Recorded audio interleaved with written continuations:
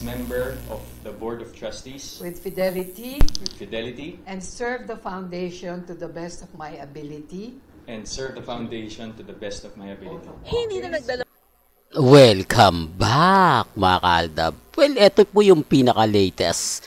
Si Alden Richards nga po ang pinakabatang member ng Board of Trustees ng Movie Workers Welfare Foundation.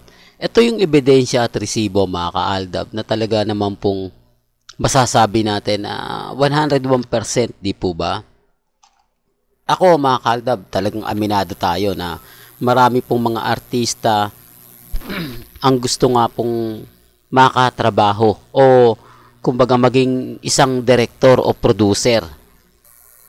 Alam nyo mga kaaldab, ulitin ko lang po, i-remind ko, marami po talagang mga masasabi natin na mga artista na naging director, naging producer na hindi po talaga nakuha nila yung tagumpay.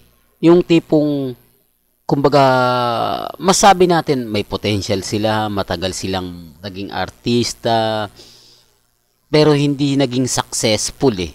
Real talk to mga kaaldab, hindi sila naging successful gaya po ni Alden Richards. Sabi ko nga lahat po ng mga pangarap ni Alden Richards, ng mga interview niya, kung mapapansin nyo, kung babalikan natin, simula po ng 2016, 2015, lahat po yun nakuha niya. Di po ba? Lahat po ng mga achievement na sinasabi niya na gusto niyang gawin, lahat po nagawa niya. Ang matindi nga po, di po ba, yung Eraserhead na wala po talagang producer na nagtangka o sasabihin na natin na gumawa ng ginawa ni Alden Richards.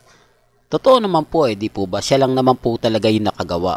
Na talaga naman pong, kumbaga, masasabi nating isang napakalaking karangalan. Hindi lang po sa industriya ng showbiz, kundi dito po sa buong Pilipinas. Sinasabi ko lang po sa inyo, di po ba, na talagang ang Eraserhead kilalang kilala. At ito pa po yung pinakamabigat. Nakagawa po si Alden Richards ng, kumbaga, tournament sa Mobile Legend. Na marami rin po ang sumubok na player. Gaya po nila Doggy, nila Chooks, nila Wrecker. Kaya lang talaga hindi sila nagtagumpay. Hindi sila masasabi natin na, alam nyo na mga kaaldab, talagang nag-click. Sabi ko nga, dito sa channel ni Mr. Destiny, lahat po ng mga update kay Alden Richards, alam na alam po natin yan, lalo na rin po kay Mengay. Pero bago natin ituloy itong update natin, kung bago ka lang sa channel na to, at isa kang true blooded Aldab Nation na nagmamahal po kila Mengay at Isoy, tama po ang channel na pinuntahan mo, kaya consider na po kitang bagong subscriber. At huwag mong kalimutang i-share ang mga video po natin sa mga mami, sa mga titas at sa mga senyor. I-remind ko lang po napakarami po na mga update na talaga naman pong kakatok sa mga puso po ninyo. Lalong-lalo na nga po pagdating kay Alden Richards. Kaya dun sa mga taong nagko-komento pa rin, nagsasabi ng ganito, nagsasabi ng ganyan, okay lang naman po yan. Hayaan nyo lang po sila. Wala naman po talaga silang alam sa pagiging updated. Lalo na po pag ang issue ganito ganyan. Ako, sabi ko nga po, hindi natin pinagmamalaki pagdating po talaga kay Alden Richards. 101% updated po tayo. Yan po yung isa sa kagandahan nyo po. Kaya dun sa mga bali-balita na yan, si Mr. Destiny, puro fake news lang yung alam niyan. Walang mga magandang update yan. Okay lang, di po ba? Ngayon talagang trending si Alden. Siya ba naman po yung pinakabatang director o producer mga kaaldab na kung saan nanumpa. And doon pa lang masabi natin mga kaaldab, 101% nakuha na po ni Alden yung respeto. Nakuha niya na po yung simpatya ng kapwa niya artista. At syempre mga kapwa niya na rin ngayong producer at director. Gaya nga po ng sinasabi ko, gaya nga po ng pinapaliwanag ko, depende pa lang ito kung ano po yung magaganap, kung ano po yung mangyayari. Ang sa akin po, naandito po si Mr. Destiny para magbigay, para mag-update, para magbigay ng mga magagandang kaganapan Di po ba? Kaya di sa pelikula nga po talaga ni Alden at ni Julia Montes, malaking hamon po ito. Lalo na po ngayon, pumunta si Alden sa premiere night ng A Very Good Girl. Kung saan nga po talaga siya po yung naging bida. Di po ba? Kita nyo naman po paglakad ni Alden sa red carpet.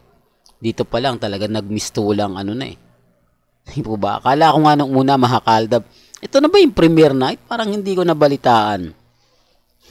Pero nung nakita ko na yung kabuuan, talagang, kumbaga, sabi ko nga po sa inyo, may mga ganyang update na hindi natin ine-expect kasi malihim din po talaga. Siguro hindi talaga ito in-update nung iba para magkaroon ng yung may mga pahabis-habis lang po ba. Sabi ko nga po sa inyo, may mga issue na pagdating sa ABS-CBN, hindi natin pinapansin. Alam nyo naman po na talagang literal lang po yan. Pero wala, eto na Pero bakit kaya hindi pinromote ng ABS-CBN si Ibiang?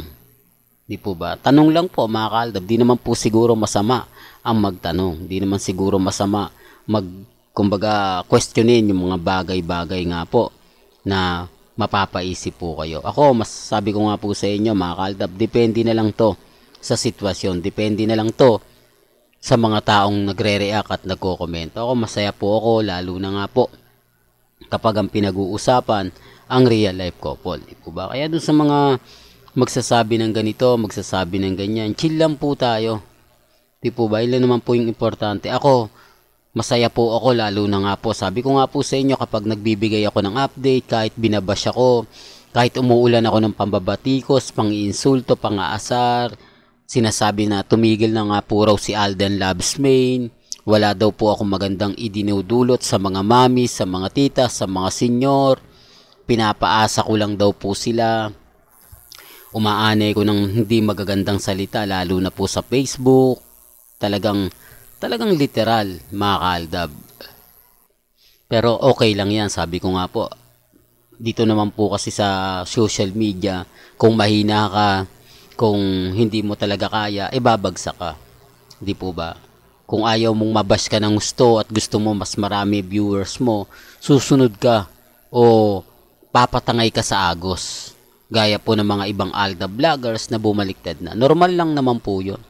Baga sabi ko nga po sa inyo, may mga bagay-bagay po na mahirap pong ipaliwanag na sila lang po talaga yung makapagsasabi.